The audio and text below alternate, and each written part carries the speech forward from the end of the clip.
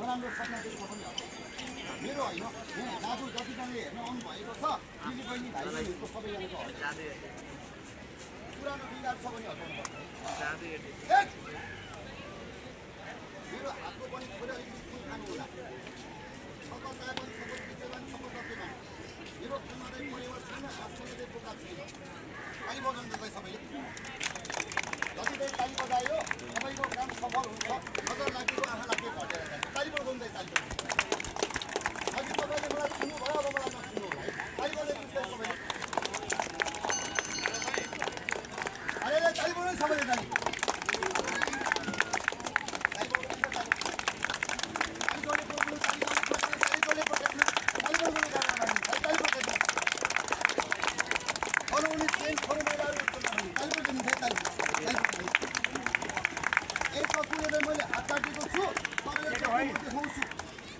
देखाउनु सकेन भने मेरो टाउको यहाँनिर काटेर खाइदिनु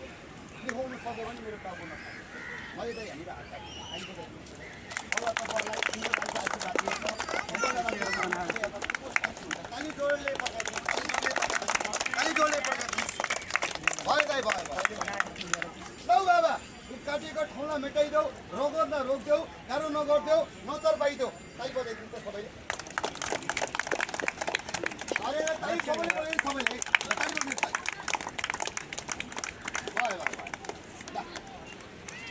गडबड नगर सादा चिनी नगर कपुला सिधै बाहिर निकाल्छ भन्नुहोस् त अघि कपु बाहिर निकाल्छौँ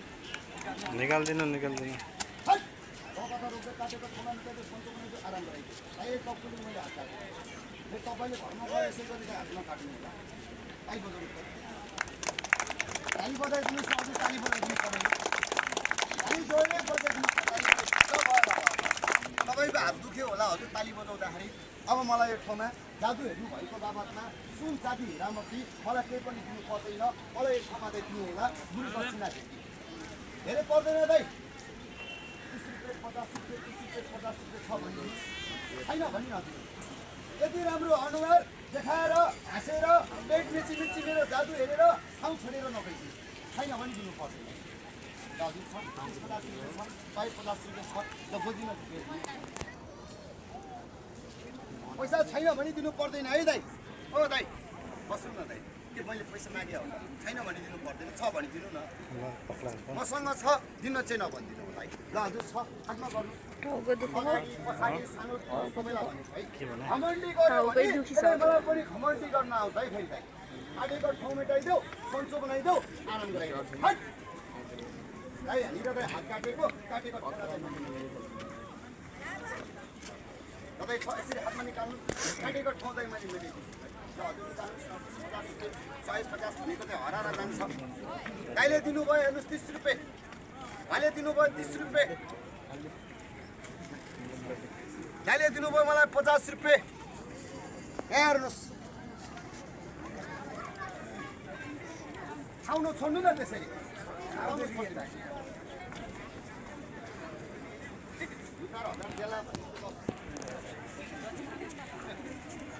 छ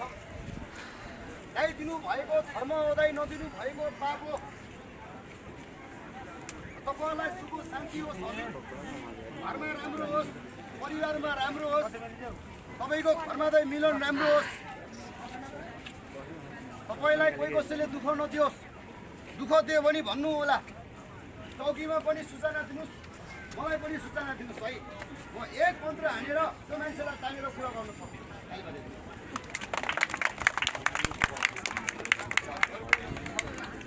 भयो पुग्यो है हात जोड्छु पैसा दिनुभएका आमा बुबा दिदी बहिनीहरू भाइ बहिनीहरू यतिकै नजानुहोस्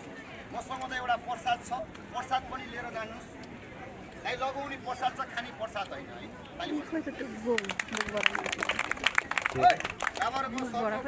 हडबडको बच्चा लौ गडबड नगर के बल कसको उयो भाइको मुखमा हाल्दै होइन खै त उनीले दिनुभयो नउनीले मेरो खोला हेरेर रमाउनु भयो हाँस्नु भयो धन्यवाद तपाईँलाई सुख शान्ति होस् है जीवनमा कहिले पनि काँडा नहोस् काँडा भएमा सूचना दिनु होला चौकीमा प्रहरी थानामा अनि हाम्रा पनि भन्नु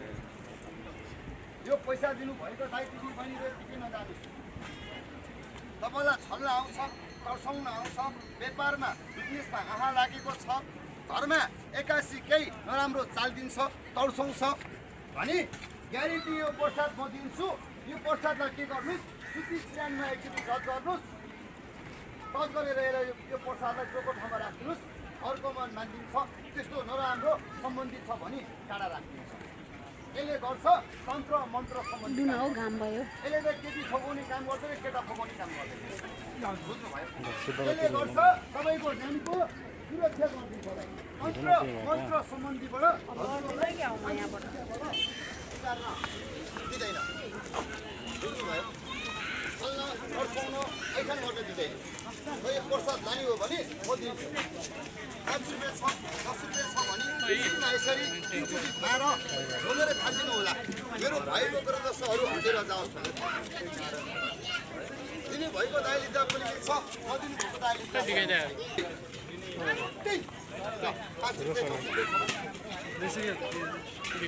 धेरै पर्दैन हजुर 50 रुपियाँ पर्छ यसको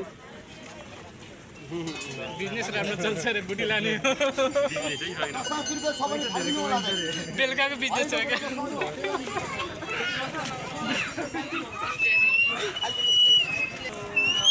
दाइ